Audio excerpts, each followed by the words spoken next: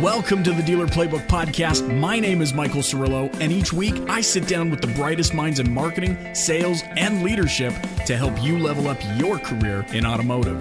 Thank you so much for spending your time here with me today. Now let's open up the playbook. Here we go.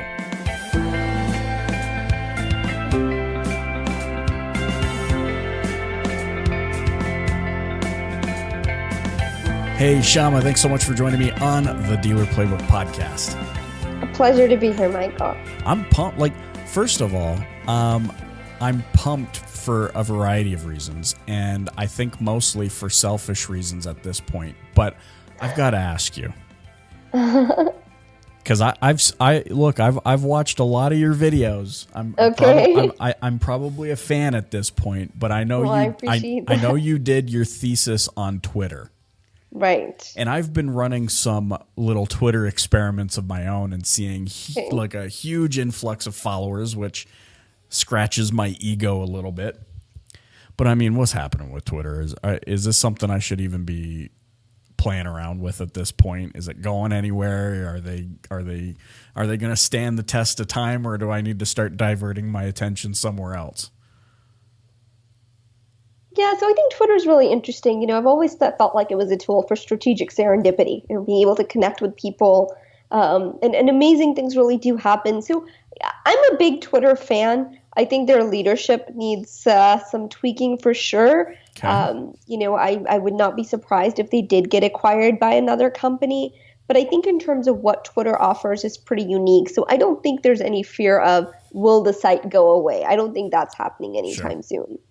So that's good, because that means that to be honest, I have no idea what the heck I've been doing, but somehow people are following me, and we're engaging in some cool conversations. And I'm like, I was thinking about this the other day and prepping for this conversation. I was like, I have to ask her this, because I know, I don't want to waste all this energy if it's not going anywhere. And I know a lot of people listening in and watching the show are probably wondering the same thing, especially as it pertains to personal branding and all those sorts of things. So yeah, I want to kind of turn this over to you. I mean, you've got some really, really cool content out there that I just think is super powerful. So I want to turn this over to you. When it comes to social media, it's funny, right? It's been around for a while, but still, I think the number one question I get is, but how the balls do I make this happen? What am I doing here? How do I connect? Because right now I see a lot of businesses making what I believe, in my own opinion, a mistake, which is sales pitch, sales pitch, sales pitch, sales pitch, sales pitch. Yeah. They forget that whole social side of things. So I want to turn this over to you. You have a formula that I'm super excited to just kind of dig into. What are you finding? What are the mistakes? How do we avoid them? And what should, business people be focusing on when it comes to social? Yeah, I think we may need more time to cover all of those things for sure. But here's a couple of things that I'll share that I think might be useful for anybody listening or watching or whatnot. The first thing I would say is really understanding what is social media and what isn't.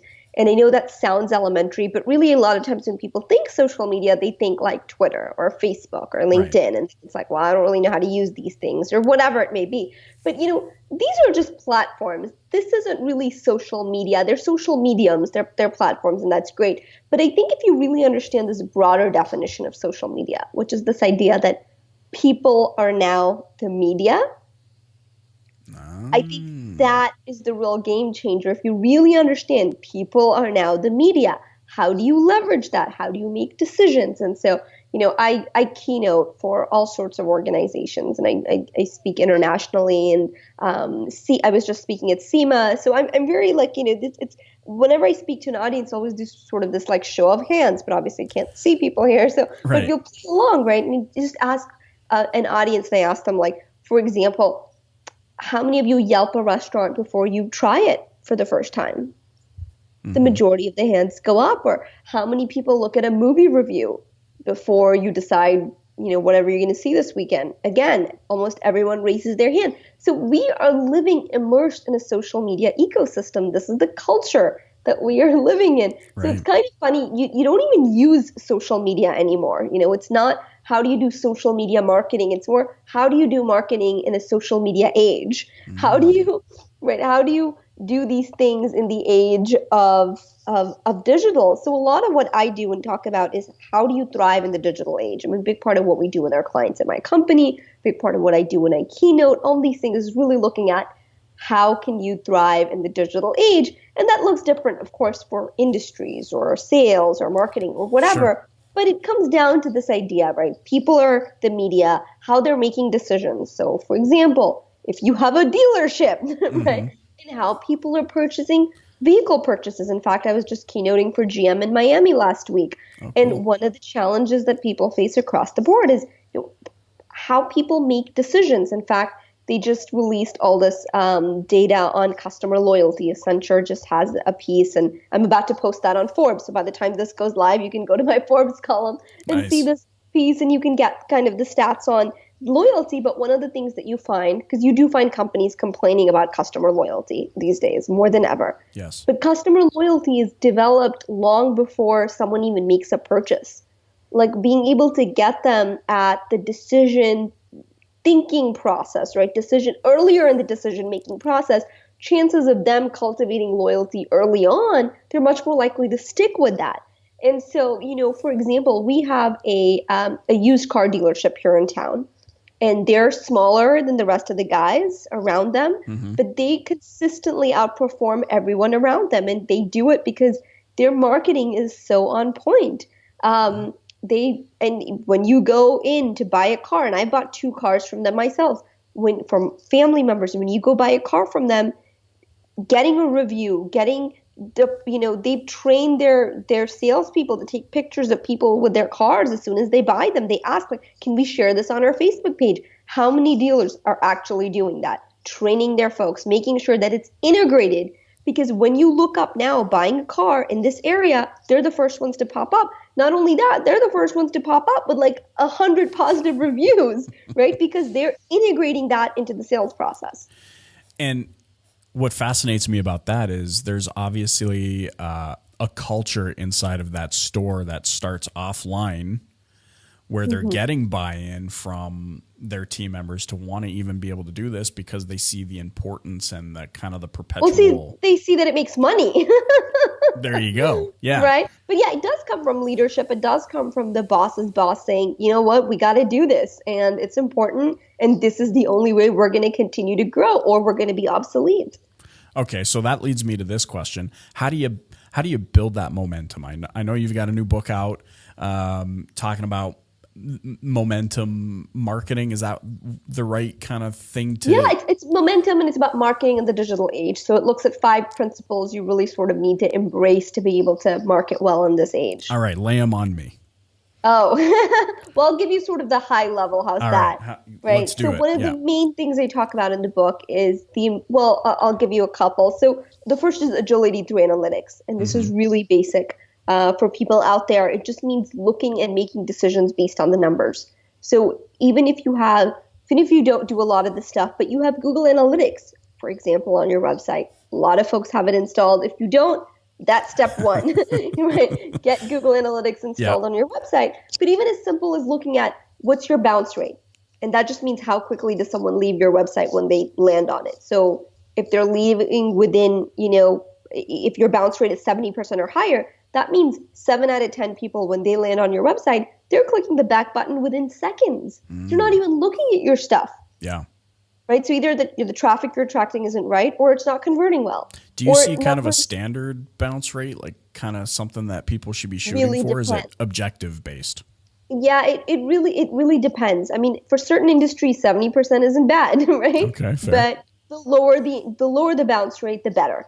A 40% bounce rate is pretty good.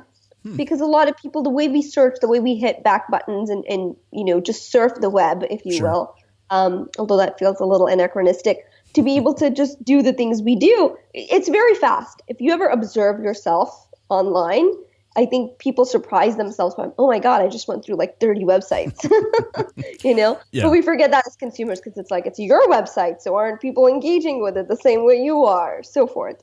But even looking at how many people come to your site through mobile devices. If that number, for example, is greater than 50%, but your website is not mobile responsive or does not look right on a mobile phone, you are literally losing half your potential customer base. So it's really just, hey, you need to take a look here, see what's going on, and then perhaps pivot based on what the data is telling you. Absolutely. I think it's making decisions based on data. And so the second principle in the book is being customer focused, customer led. And I don't mean this in the sense that people are like, oh, the customer's always right. But one fascinating thing I found when I did my thesis on Twitter, and as I continued to learn, when I started the company Marketing Zen, we're really arguably one of the first social media agencies in the world, because social media didn't exist. Sure. And one of the things that I find fascinating is so many brands still look at their brand and what does it say about us. But the number one reason people even engage with social media is because of what it allows them to say about themselves. And I know that sounds a little narcissistic, but think about even everybody listening to this podcast right now or watching this on YouTube or whatever. It's less about what the podcast stands for, what we're delivering. It's more about who they are as an individual. It shows they care about their business. They're into learning stuff. They're into things beyond just like cat videos on YouTube, whatever. I mean, it says something about them, right? Right. And so that translates in marketing and branding, especially in social media, to say it's not about what does our brand say about us. It is what is doing business with us allow people to say about their personal brand. So if I'm buying from your dealership, what does it allow me to say about myself to the world at large? This is deep. That's some deep stuff right there. Well, I love that, because what you're basically saying is my behavior on social, using these platforms, is basically an outward expression of how I see myself inward facing, basically. Yeah, totally. Okay, so let's take an example, right? I love my car. I'm a car girl. Not that I would no differences between cars, but I love my car. I have an Audi. And so, for example, if I was a dealership that sold Audis, let's say I had a choice between to create a Facebook page. I could create Shama's Audi dealership page, and it's going to do okay. I'll probably get, if I get my mom to like it, maybe force some of my customers to like it, whatever, maybe even end up with 100. But think about if I create a Facebook page, knowing what I know, that people use social media to showcase their own themselves, and everything else comes after. If I go with that, and knowing that, I create a page for Audi lovers, people who love Audis. It's all about the brand. It's all about that car. And it's powered by my dealership. Mm-hmm. Guess which page gets more likes? Yeah. Because now you're speaking to people's passions. I've often thought about this. It's like, why don't Mitsubishi dealers create pages that are completely focused on the rally car side of Mitsubishi, because or even Subaru or whoever, and really play, or even Jeeps, right? If I was a Jeep dealer, I would totally create an off-road enthusiast page. Oh, totally. I mean, my best friend loved his Evo. That was his favorite car. Yeah. And he would go on forums about it. He was always doing things to, soup up the car. That was his passion. And so he would have gladly liked any dealer's page and engaged and whatnot if he felt like they spoke his language. And so I think so many times it is now about not just what does our brand say about us. We get the best prices in town, great customer service, yada, yada, yada. How do we engage with our customer? What is doing business with us allow them to say about themselves? Love it. Okay, so that leads us to the next step that you talk about in the book. So we've engaged customers, we've connected with them. Where do we go from there? Yeah, so there's a few more steps, and one of the other things I talk about in the book is integration, the importance of integrating digital with physical, and this is so powerful. It's we think about social here and traditional here, but that's really not how it works. How we share information. I mean, do you think about, well, this is me, engaging with this company digitally. And this is me engaging with this company. We don't think about that as consumers. Yeah. But as marketers and business owners, we often kind of make that distinction. So it's how do you integrate those two pieces together to make it more powerful, right? How do you bring the physical and the digital together? And so, again, I'll go back to the Audi. I go to the dealership here to get my cars oil changed and all that good stuff. I take it in for servicing, and they always have their nicest cars in there, and they've showcased it. I was just thinking how simple it would be for them to be able to let people take pictures and tag their dealership. Yeah. And people are doing it anyways, but all it would take is literally a sign to encourage people. Hashtag this, people would, or a Snapchat filter, whatever it may be. And by the way, you're such a good customer for bringing it to the dealership that you bought it from. I'm sure that Audi dealership is thanking you right now. It's just funny because there's so much stuff like that you can do, you know, bringing digital and physical together. And a lot of times they're kind of held separately. Like every time I go, I get a questionnaire from the dealership. Did you like our service? Why isn't the last question, hey, we'd love to keep in touch, follow us on Twitter here, or like us on Facebook? So simple. I'm already engaging. Why wouldn't you get me at that moment? Do you think that it's because so many people, I've said this before, it's like sitting behind the keyboard with Twitter and the cursor blinking and you see that you have not yet occupied 140 characters. It's like sitting behind the keyboard transports us to this alternate reality where stupidity is okay. Like because they sit there and they just go, but I don't know what I would say. Yeah, cool. Follow us on Twitter, but what the heck do I say when I'm on Twitter? And so and people get stuck in this perpetual loop of I don't know what to say. I don't know what to say. I don't know what to say. And you know what? That does take time and effort. I will say that. Yes, the tools are not. The medium is not a substitute for the message. You do need to think about how are you going to add value. So great. You got someone to like your dealership page. Congratulations. Mm-hmm. Now, how are you going to provide value so they come back to you when they need something? Yeah. And those are the harder questions. That's the foundation stuff that you need to focus on patiently. Oh, totally. And again, you hit the airwaves. Yeah. Case in point, right now I need to get 2 tires replaced. All right. They just told me this. Now, I'm thinking like, okay, I could go back to my dealership and have them do it, right? I go there, get my servicing done and so forth. But I haven't heard from them at all. I haven't heard from them, since I took my car there last. Had they been top of mind and a need came up, I'd be like, oh yeah, I can just go to these guys. I forgot, they'll take care of it. It's like Fridays, they have some special deal, whatever. But it's not something I need every day, but it's staying top of mind for when I do need that. They're who I think of. Yeah. It's having a relationship that transcends technology and real life. Is. Yeah. But you know what it is even bigger than that, Michael, which is like, this is the least sexy word in marketing. All right. The least sexy word in marketing is consistency. It's like, I always joke, like, it's like the cousin of prudence, it's like, oh, yeah. Well, it's because it takes effort. Yeah, nobody wants to hear that. Yeah. Right? Like we effort. Ooh. I want instant the world of instant gratification these days. Yeah. Yeah, and what's tricky is because you can put a tweet out there and it has the capacity to reach millions of people, or because social media is instant, doesn't mean that being able to reach your goals, like that doesn't translate to Insta goals. You know what I mean? That's a good point. Instant results. I think sometimes we think that like, wait, that was quick. So we're the customers, Yeah. But it's consistency. So one of the things I always tell our clients too is, especially we work with a lot of startups. We work with clients across the board, Fortune 500 startups, really industry agnostic. And one of the things we always tell them is, guys, let's say you're on a tight budget, all right? And most of our clients don't fall in that bucket per se, but a lot of startups and such, if they are working with a tighter budget, pick 1 or 2 things and do them well, consistently well. If that only means you're sending a newsletter to your current customers every month, do that, but make sure it gets done every month. I love this because it's kind of the philosophy of our business here, which is, and we've had a ton of conversations around this, but it's like there are so many things you could do, but what should you do?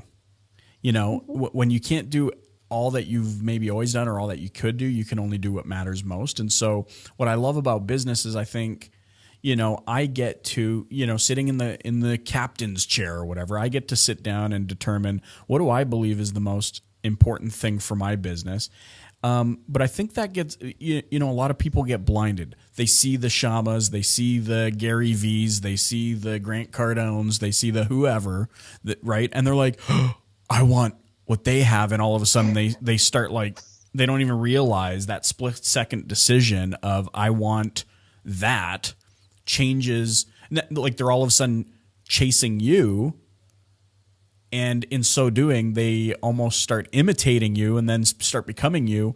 But their brain hasn't made the connection of, but I wanted those things, not these things. And do you know where I'm? Yeah. No, I'm gonna break the space-time continuum over here. Do you know what I mean? It's like getting real with like, what do you want? And to your point, bang on those things consistently until something's grooving. Yeah. And you can emulate certain things, but the other thing is to realize it takes time. I mean, I've been doing this.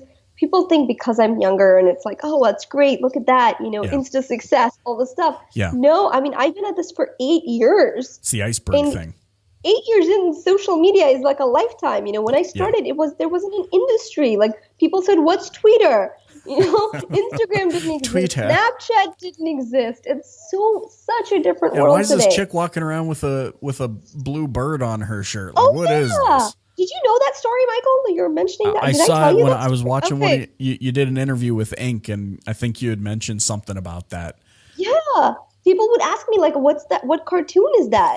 And I would have to explain what Twitter. Anyways, it was just, and then I'd be like, yeah, it's a by the way, she was one of the earliest on Twitter. She managed to just get at Shama. Like, yeah, well, perks of having a unique name. When I signed up on Twitter, it was like, type in your name, Michael Cirillo, and then it was like, oh, unfortunately, that's not available. And I was like, there's other Michael Cirillos in the world? And then it was like, you could have Michael Cirillo 1977. And I was like, ooh, that's sexy. Thanks, AIM. Yeah, thanks. Yeah, exactly. Very throwback to, yeah. So, okay, so this, you know what? This makes a ton of sense. And what keeps coming to my mind is meet people where they are. Like, stop with the... step one, duct tape mouth, and shut up, start listening, pay attention, meet your customers where they are by, I like the way you put it. It's like, it's not social media. It's a medium. Mm-hmm.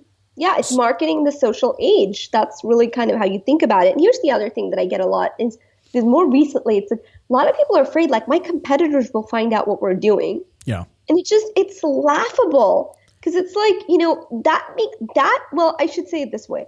That philosophy made sense when information was scarce and whoever had access to information had power, right? Yeah.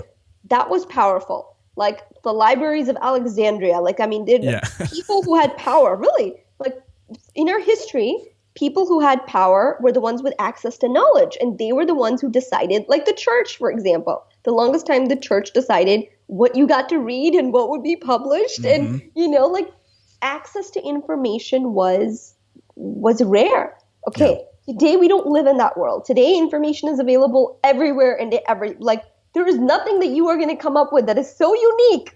Yeah. That it's not online already. Yeah. That someone can't, it's just silly. And that fear, using that fear to keep you from being innovative and stuff, it's so silly because information or lack of it is no longer just because you have more information doesn't make you more powerful. How you're able to turn that information into wisdom.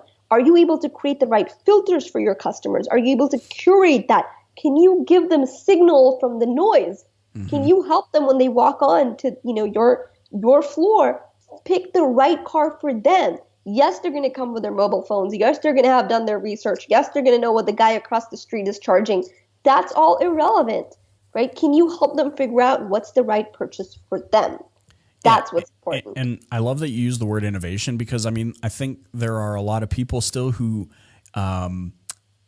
use innovation synonymously with invention.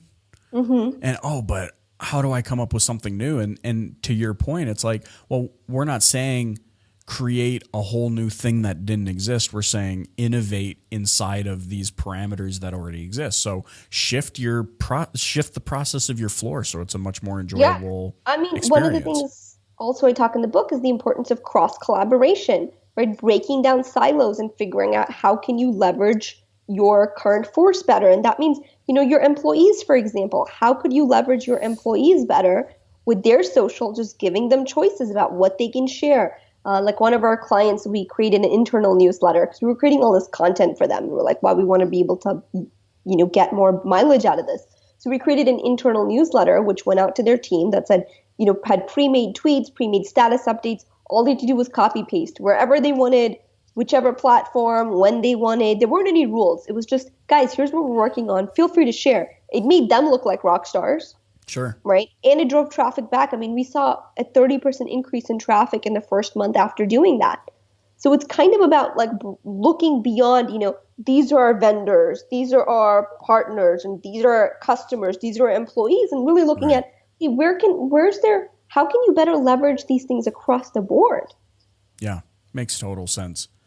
But it comes down to that word in marketing, the consistency thing, right? Yeah.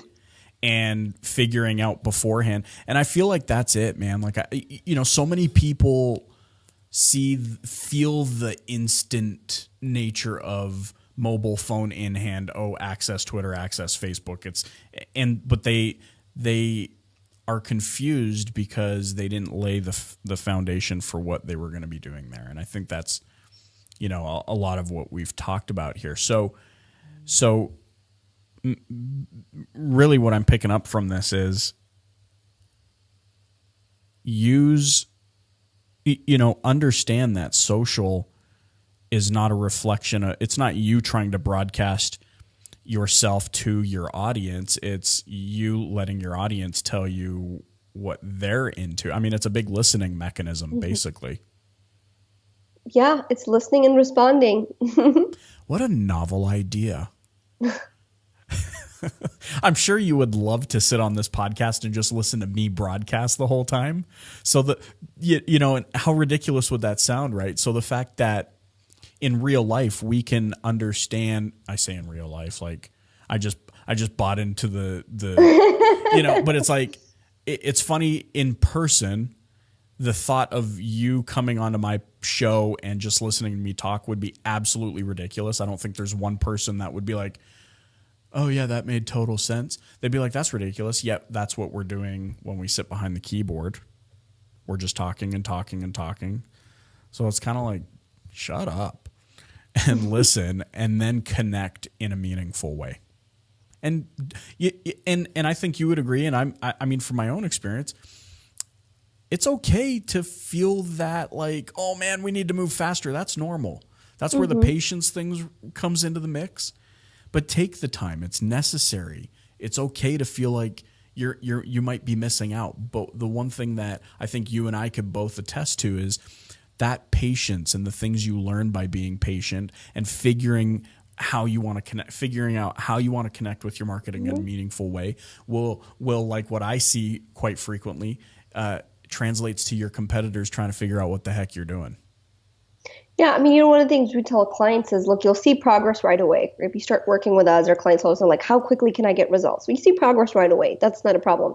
But we generally see 6 months, 6 months to a year before, if you're really launching a good marketing campaign, because it's kind of like going to the gym or anything else, right? Yeah. Like the before and afters are not like day 2.